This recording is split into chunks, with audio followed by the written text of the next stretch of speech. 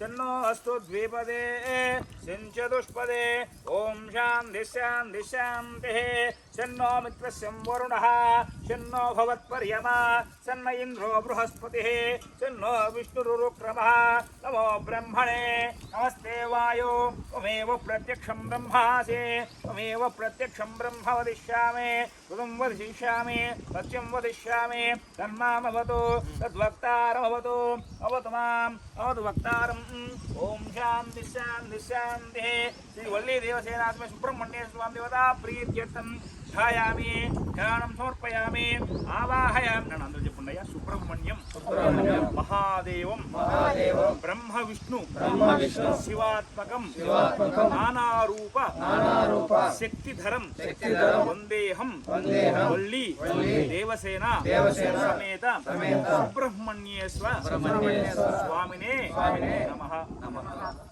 మన పసుపు కుంకుమ తెచ్చాం కదా వేనా పుట్టమిత్రులమ్మ ध्यायामि ध्यानं समर्पयामि आवाहयामि आसनं समर्पयामि आवाहयामि पशुवल्ली कुंकुम केम आवाहयामि आवाहयामि आसनं समर्पयामि ओम दक्षिणयोरावृणीमहे गातुं यज्ञाय गातुं यज्ञपतये देवे स्वस्तिरस्तु नः स्वस्तिर्मानुषेभ्यः ऊर्ध्वन्दिकाभेषजं सन्नो अस्तु द्विपदे सिंचतुष्पदे ओम शांति शांति शांतिः सहस्राशीर्षः पुरुषः सहस्राक्ष सहस्रवाद सभूमिं विश्वतो ऋत्वा अत्यतिष्ठत्तशाङ्गुलम् अस्य सर्वं यद्भूतं यशोभिन्नतान्मृतध्वस्येशानः इदन्नेनाधिरोहते एतावानस्य महिमा अथो ज्यायागुच्छपूरुषः पादोऽस्य विश्वाभूतानि त्रिपादस्यामृतं दिवे त्रिपादोर्ध्वाधेत् पुरुषः पादोऽस्येहाभवात् पुनः ततो विश्वं वेक्रामतो शासनानजनीयभे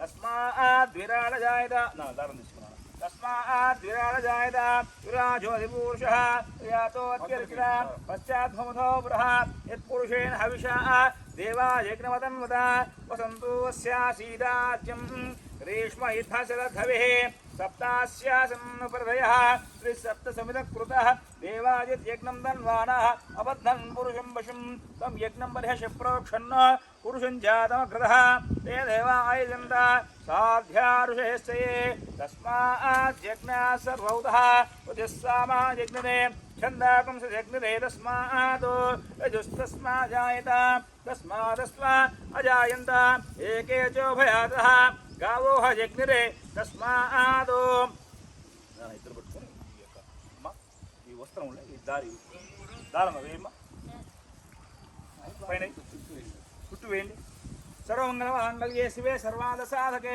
शरण्ये त्र्यंबके देवे नारायणे नमोस्तुते ध्यायामि ध्यानं समर्पयामि आवाहयामि आसनं समर्पयामि చిన్నమాట ఇక్కడ సుబ్రహ్మణ్య స్వామి దగ్గరికి తీసుకురావాలి పుట్ట బంగారం అంటారు పుట్ట బంగారాన్ని ఎందుకు తీసుకురావాలి అనేటువంటి ఒక విశేషంగా వేదంలో ఏం చెప్పిందంటే ఎవరైతే ఇప్పుడు ఆడవాళ్ళు మగవారికి అటువంటి నియమాలు ఉండవు కాబట్టి ఆడవాళ్ళకు మాత్రమే ఇటువంటి అంటే ఒక వయసు వచ్చిన తర్వాత అమ్మాయి పుష్పవతి అవుతుంది. పుష్పవతి అయిన తర్వాత కొన్ని వివాహం అయిన తర్వాత ఆమె వెళ్ళినప్పుడు ఆమె ఒక 3 రోజులు బయట ఉంటుంది అమ్మాయి. అంటే ఏ వస్తువు ఏ పని చేయడానికి కాదు, వాళ్ళ ఆరోగ్య రీత్యా వాళ్ళకు ఇచ్చినటువంటి వరం అని చెప్పుకోవచ్చు ఒక రకంగా. ఆ సమయంలో వీళ్ళు ఏం చేస్తారంటే ఆ మైలపడతారు వాళ్ళు. ఆ సమయంలో ఆ మైలబడినటువంటి వస్త్రాలు ఏవైతే ఉంటాయో అవి తీసుకుని వెళ్ళి బయట ఎక్కడో పడేస్తారు. అంటే వాళ్ళకు మన ఉద్దేశపూర్వకంగా కాబట్టి బయట పడేస్తారు. పడేసినప్పుడు అక్కడ ఏమవుతుందంటే ఈ యొక్క సర్పాలు ఉంటాయి, తిరుగుతూ ఏమైనా ఆ వాసన కానీ తగిలిందంటే చచ్చిపోతుంది. సర్పం అనేది చచ్చిపోతుంది. ఇంకా దానికి వేరే తప్పించుకుపోయేటువంటి అవకాశం లేదు, చచ్చిపోతుంది. అటువంటి చనిపోవడం వల్ల నాగదోషం అనేది వాళ్ళకి ఏర్పడుతుంది. ఆ మనిషికి ఏర్పడడం కాకుండా ఆమె గర్భం నుంచి వచ్చేటువంటి వాళ్ళందరికీ కూడా ఇదే విధంగా ఉంటుంది. అందువల్ల ఏమంటే ఇటువంటి పూజలు చేయడం వల్ల ఈ యొక్క వచ్చి స్వామివారి వచ్చి పూజాకాయ పసుపు కుంకుమ స్వామివారి చేయడం వల్ల అటువంటి గర్భదోషాలు ఏమన్నా కూడా తొలగిపోయి వాళ్ళందరికీ కూడా సత్సంతానాలు కలుగుతాయి అని చెప్పి సుబ్రహ్మణ్య స్వామి వరం ఇచ్చాడు. అంతేకాకుండా ఇక్కడ మనము రాముల వారి యొక్క కార్యక్రమంలో ఉన్నాం కాబట్టి అది కూడా చెప్పుకోవాలి. ఇక్కడ ఓం నమో నారాయణాయ అనేటువంటిది ఈ యొక్క స్వామివారి యొక్క అష్టాక్షరి మంత్రం, మూల మంత్రం అంటారు. అదేవిధంగా ఓం నమ శివాయ అనేటువంటిది శివ పంచాక్షరి అంటారు. ఇందులో ఓం నమో నారాయణాయ వ్యాసమహాముని ఏం చేశారంటే, ఈ నారాయణాయ అని చెప్పి పలకని వాళ్ళు కూడా ఉంటారు కొంతమంది అని అనుకొని ఆయన చేశారంటే, సరే ఓం నమో నారాయణాయ అనేటువంటి మంత్రంలో రామశబ్దాన్ని తీసుకున్నాడు, రా అనేటువంటి లక్ష్యాన్ని తీసుకున్నాడు. ఇవి తీసుకుని ఒక పక్కన పెట్టుకున్నాడు. తర్వాత ఓం నమశివాయ అనేటువంటి ఈ యొక్క పంచాక్షరాలు కూడా మా అనేటువంటి అక్షరాన్ని తీసుకున్నాడు. రామా అనేటువంటి శబ్దం అయింది. ఈ యొక్క శబ్దాన్ని తీసుకొని ఆ వ్యాస మహాముని ఆ యొక్క జపం చేసుకుంటూ కూర్చున్నాడు. వాడు ఆ సమయంలో అసలు ఈ వ్యాస మహాముని అనేవాడు ఒక కాలంలో పోయేవాడు, అంటే ఆ యొక్క అడవిలో ఉన్నటువంటి వేట చేస్తూ అక్కడ ఉన్న క్రూర మృగాలు ఏవైతే ఉన్నాయో, దొరికితే క్రూర మృగాలు ఆ సమయానికి ఎవరు వస్తే వాళ్ళని కొట్టి వాళ్ళ దగ్గర నుండి ధనాన్ని తీసుకుని వెళ్ళి అతను ఏదో ఇంట్లో అతని రోజు గడుపుకునేవాడు. అటువంటి వాడు ఈ యొక్క అడవిలో ఎన్నో చెప్పరాని తప్పులన్నీ కూడా చేశాడు. అటువంటి చేయడం వల్ల ఆయనకు ఏం చేయాలో దిక్కుబాటు. అటువంటి సమయంలో ఒకసారి ఈ నారద మహాముని కూడా ఆ మార్గంలో వెళ్తుంటే, అయ్యా నువ్వు ఆగమన్నాడు. ఈ యొక్క అంటే ఈ వ్యాసుడు వచ్చి ఏమైనా అన్నాడు, నాకు నేనైతే నా దగ్గర ఏముంటే నాకు ఇలాంటి చంపేస్తాను నేను అనేటువంటి అన్నాడు. సరే నన్ను చంపేవయ్యా, నేనేముంది ఈరోజు పోతే ఇప్పుడు నేను సన్యాసిని ఎక్కడ పోయినా ఓటేసిందే అని చెప్పి అన్నాడు. సరే మరి ఆయన కూర్చోబెట్టుకొని, నాయన నన్ను చంపుతా అన్నావు, నాలాగా ఎంతో వందల మంది చంపావు నువ్వు, మరి వచ్చిన ద్రవ్యంలో నీకు బాగా తీసుకుని వెళ్ళి నీ పిల్లలకి ఇస్తున్నావు కదా, దానివల్ల ఎంత పాపం అయితే వస్తుందో ఆ పాపంలో కూడా మీ భార్య పిల్లలు కూడా భాగం ఏమన్నా ఉంటుందా అని నీకు తెలుసా అని అడిగాడు. ఆయన ఆలోచనలు పడ్డాడు. ఎవరైనా నేను తెలియకుండా ఇంత తప్పులు చేస్తున్నానే, మరి ఏం చేయాలా అని అనుకుంటే, సరే ఏమో స్వామి చెప్పావు కాబట్టి నువ్వు ఇక్కడే ఉండు అని చెప్పి ఆయన తాడు కట్టేసి చెట్టు కట్టేసి ఆయన ఇంటికి పోయాడు. పోయి భార్యని అడిగాడు, ఏమే నేను ఇట్లా ఎంతమందిని కొడుతున్నానో ఎంతమంది చేస్తున్నానో చంపి ధనాన్ని తెచ్చిస్తే మీకు ఇస్తున్నా. నాకు ఆయన స్వామివారు ఏం చెప్పారంటే, అయ్యా ఇంతమంది చంపుతున్నాను నీకు పాపం వస్తుంది కాబట్టి ఆ పాపం కూడా నీ భార్యకు కూడా బాగా ఉందేమో పోయి అడిగి రాపు అన్నాడు. నీ సంగతి ఏం చెప్పి అన్నాడు.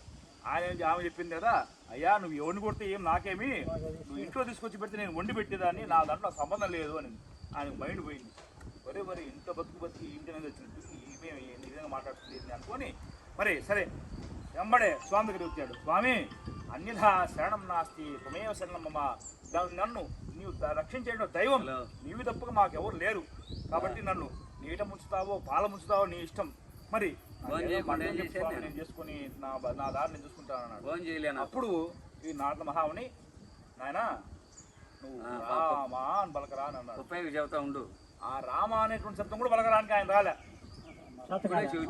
ఆయన చేతగాల భయపడి సరే ఒరే మరా అన్నాడట. మర మర మర మర మర మర రామ రామ రామ రామ అని మర మర చెప్పి రామశబ్దం వచ్చింది. అందువల్ల ఆ రామశబ్దాన్ని ఆయన గ్రహించి ఎన్నో లక్షల కోట్ల జపం చేయడం వల్ల ఈ యొక్క రామాయణం యొక్క పుట్టుక ఏదైతే ఉందో అది కూడా ముందు ఆలోచించేది. ఆ రామాయణ శ్రీమద్ రామాయణాన్ని రాసేటువంటి మహత్తరమైనటువంటి భాగ్యం ఆయన కలిగింది.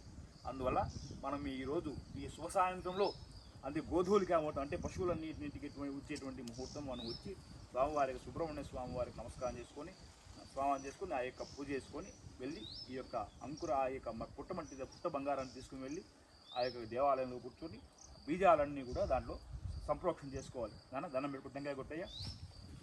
ఓం ధ్యాయామి ధ్యానం సమర్పయామి ఆవాహయామి ఆసనం సమర్పయామి పాదయోః పాద్యం సమర్పయామి హస్తయోః అర్ఘ్యం సమర్పయామి ఉపచారగా తీసుకోవాలి. అక్కడ మస్తు ఆవాహయామి ఆసనం సమర్పయామి పాదయోః పాద్యం సమర్పయామి.